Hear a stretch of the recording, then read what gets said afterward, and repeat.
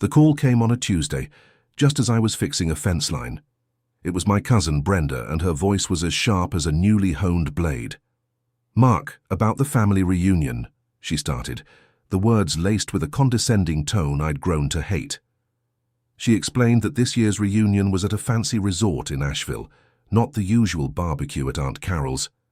"It's a different vibe, you know? More upscale."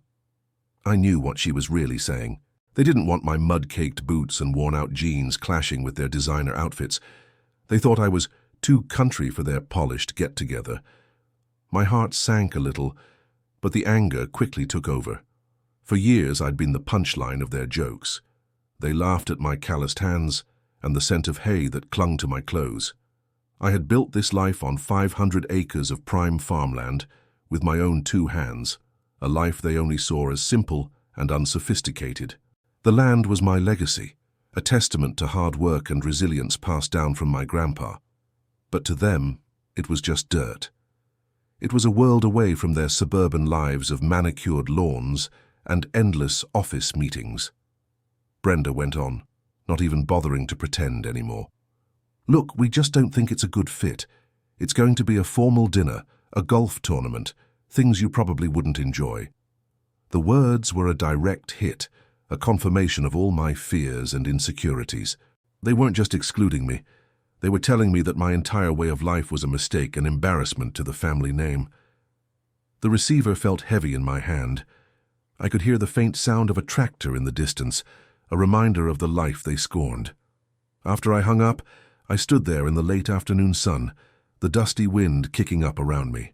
The rejection stung more than any bee sting or thorn bush ever had. But then, a new thought took root, sprouting from the fertile ground of my anger and pride. My family said I was too country? Fine, I would host my own reunion. A real reunion, on my land, where everyone was welcome and no one was judged. A celebration of family, not of status. A new resolve settled in my chest, a fire that felt like it would never burn out. The idea blossomed from a place of hurt and defiance, but it quickly took on a life of its own.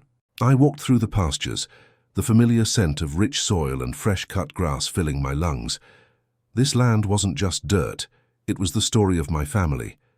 It was where Grandpa taught me to drive a tractor and where my dad showed me how to mend a fence. It was the place where my family's roots ran deepest, a stark contrast to the superficiality of their fancy resort reunion. I wanted to reclaim that. I started making calls, not to the polished city slickers, but to the family members who had always felt a little out of place, just like me. My Aunt Carol, a widow who loved nothing more than a good old-fashioned potluck, was the first. Her voice, usually soft and gentle, crackled with excitement when I told her my plan. "Oh, Mark, that's wonderful. We need a real reunion, not one of those stuffy affairs." Her words were a balm to my wounded spirit, a confirmation that I wasn't alone in feeling this way. Next, I called my cousins who lived in the rural parts of the state, people who understood the rhythm of the seasons and the value of a hard day's work.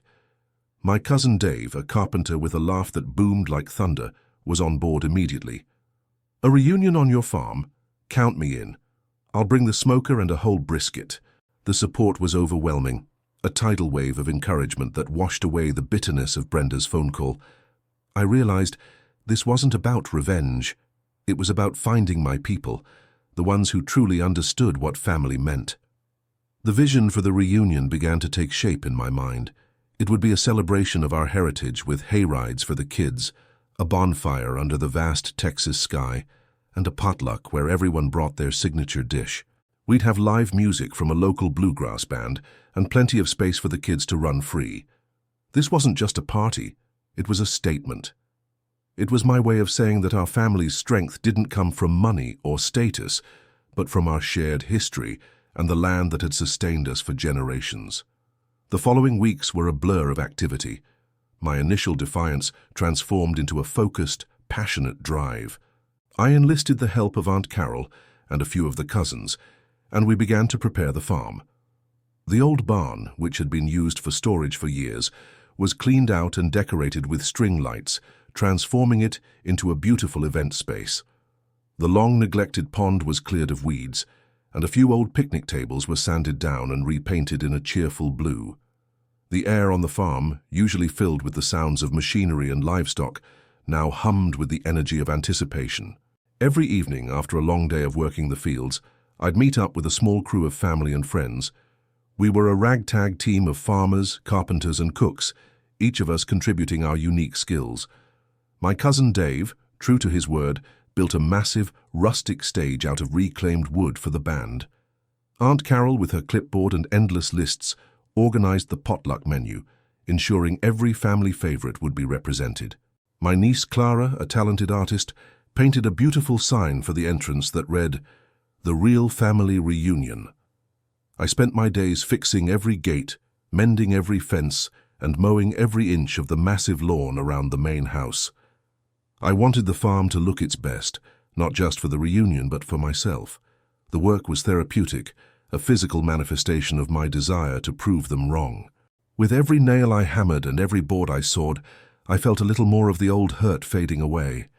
This was my home, my sanctuary, and I was going to share it with the people who truly valued it. The news of our rival reunion had started to spread through the family grapevine. I heard from my sister, who lived in the city and was initially planning to go to the Asheville event. She called, her voice full of a cautious curiosity. "Aunt Carol told me what you're doing. It sounds different." I could hear the hesitation in her voice, but also a hint of genuine interest. It was a small victory, a tiny crack in the wall of their judgment. I just smiled, looked out at the setting sun over my land, and knew I was on the right path.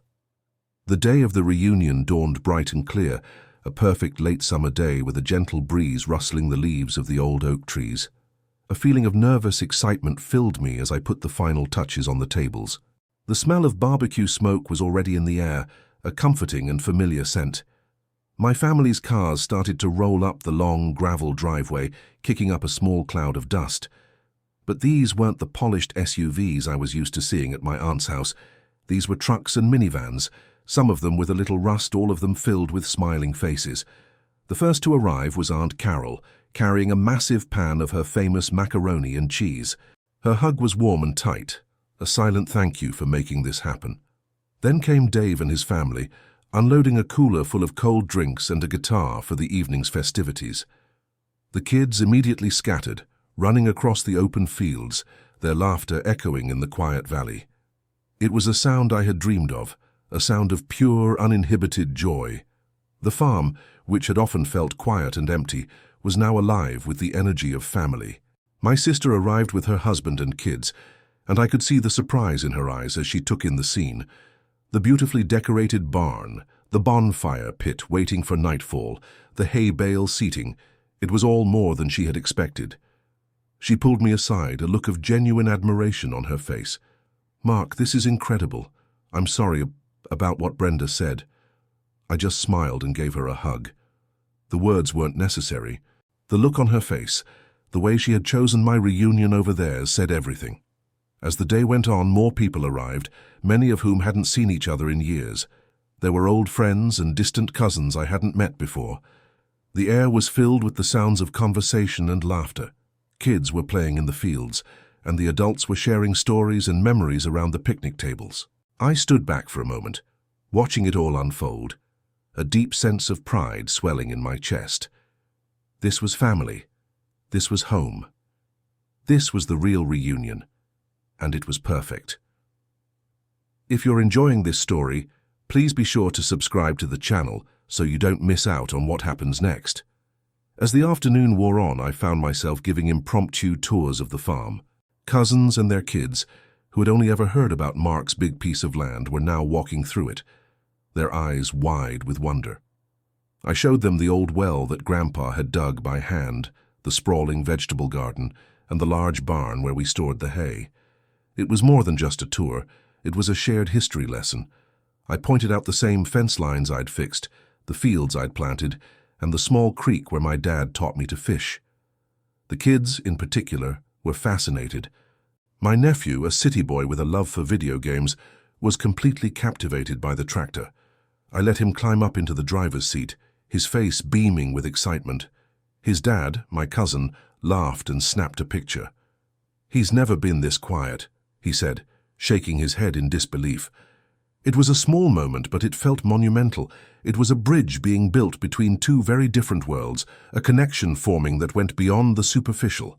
I watched as my relatives, who had only seen me in my country context, now saw the purpose and pride in my work.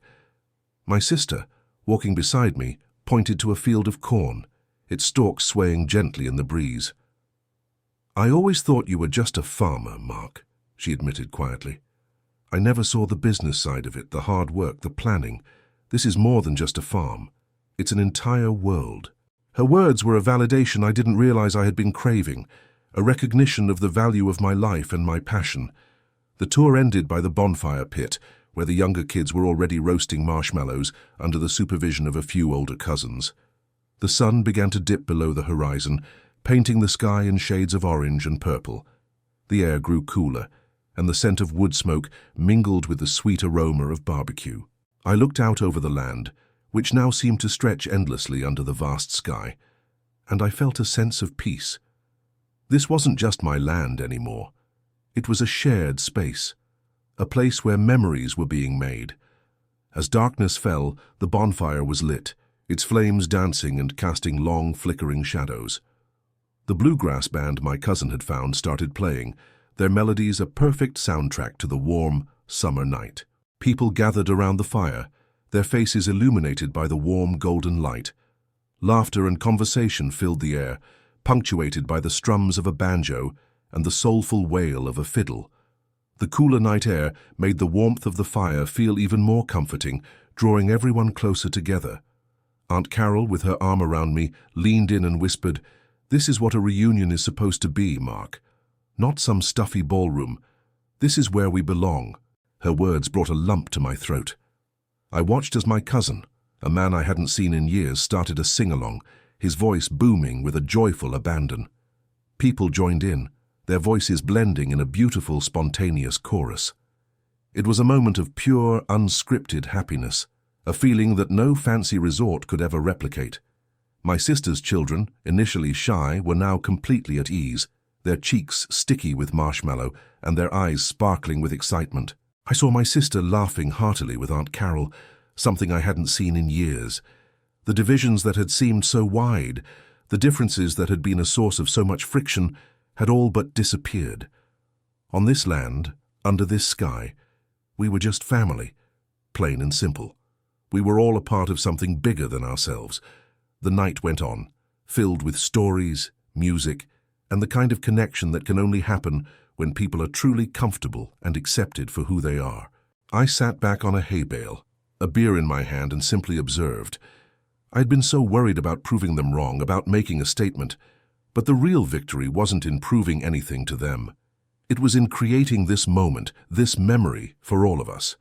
This was my legacy, not the land itself, but the life and love I was building on it. The night was drawing to a close when my phone buzzed. It was a text from Brenda. "The reunion is a disaster. The catering is late, and a storm knocked out the power. Everyone's complaining. What a mess." I read the message, a strange mix of emotions swirling inside me.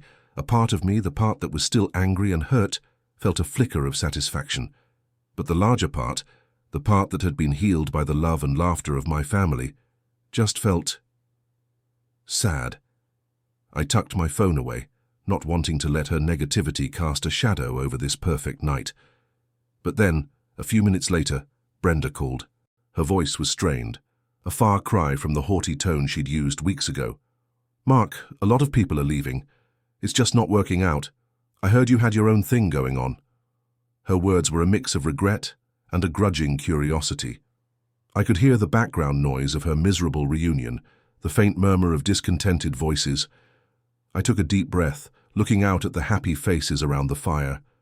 "Brenda, it's not my thing," I said, my voice calm but firm. "It's the family reunion. The real one." I explained that my reunion had been filled with joy, laughter, and a deep sense of connection, all the things her reunion had tried and failed to provide. "We're all here," I said, "on the land that Grandpa left us, just like it should be." My words weren't meant to be cruel, just honest. I wasn't trying to make her feel bad. I was just stating a fact. After a long pause, she said quietly, "I'm sorry, Mark. We were wrong. We were so wrong." The admission was unexpected, a testament to the power of a genuine connection. I hung up the phone. A weight I hadn't realized I was carrying finally lifted from my shoulders. The real victory wasn't in hosting a reunion on my land. It was in reminding my family of who we truly are, of where we came from, and of the things that truly matter. This was not a contest, but a reclamation. If you're enjoying this story, please be sure to subscribe to the channel so you don't miss out on what happens next.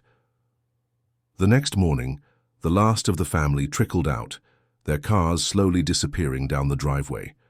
The farm was quiet again, but it felt different. It was no longer a place of quiet solitude. It was a place filled with echoes of laughter, music, and love. The fire pit was just a pile of ashes. The hay bales were scattered, and a few stray paper plates lay on the grass, but the air was charged with a renewed sense of purpose and connection. My sister and her family were the last to leave. Before they got in their car, she gave me a long hug. "Thank you, Mark," she said, her voice thick with emotion. "You reminded us of who we are, of what really matters." Her kids, still buzzing from the excitement of the night before, were already asking when we could do it again. I smiled, patting my nephew on the head. "Soon," I promised. I watched them drive off, a deep sense of peace settling over me. The farm felt like it had been re-energized, not just with people, but with a renewed sense of its own history. I spent the rest of the day cleaning up, a task that felt more like a meditation than a chore. As I picked up a forgotten toy from the grass, I remembered my nephew's wide-eyed fascination with the tractor. I thought about the conversation with Brenda and her apology. It wasn't about winning or losing. It was about opening eyes and hearts. My farm wasn't a symbol of a country life to be pitied. It was a place of abundance, of love, and of deep-seated values that had been forgotten. It was the heart of our family, and I was its keeper. The experience had changed me too. The anger and resentment that had fueled me were gone, replaced by a profound sense of gratitude. I wasn't just the country cousin anymore. I was Mark, the one who brought the family back together, the one who reminded them of their roots. The land was more than just my livelihood, it was my purpose. The 500 acres of prime farmland, once a source of family ridicule, had become a testament to the true meaning of family. It was the foundation of our shared story, a place where everyone belonged. Months later, the story of Mark's reunion had become a bit of a family legend. My phone would ring with calls from cousins asking for advice on their gardens or stories about Grandpa. The divisions that had once felt so permanent had softened, replaced by a newfound respect and understanding. The conversations were no longer about who had the fanciest car or the biggest house. They were about the harvest, the weather, and the joys and struggles of everyday life. The family chat group, which was previously a wasteland of generic holiday wishes, was now a lively forum for sharing pictures, jokes, and recipes. The most surprising call came from Brenda. She was planning a small gathering for her daughter's birthday and wanted to know if she could borrow some of my picnic tables. "We're not doing a formal thing," she explained, her voice hesitant. "Just a few close friends and family in the backyard, nothing fancy." It was a huge step for her, a tacit admission that she had learned a valuable lesson. I agreed immediately, not out of pity, but because I knew she was trying. The old me might have refused, but the new me understood that change takes time and a little bit of grace. The farm itself seemed to feel the change. It was no longer just a workplace, it was a place of pilgrimage. Family members would occasionally stop by, just to walk the land, to see where Grandpa had stood, and to feel a connection to their past.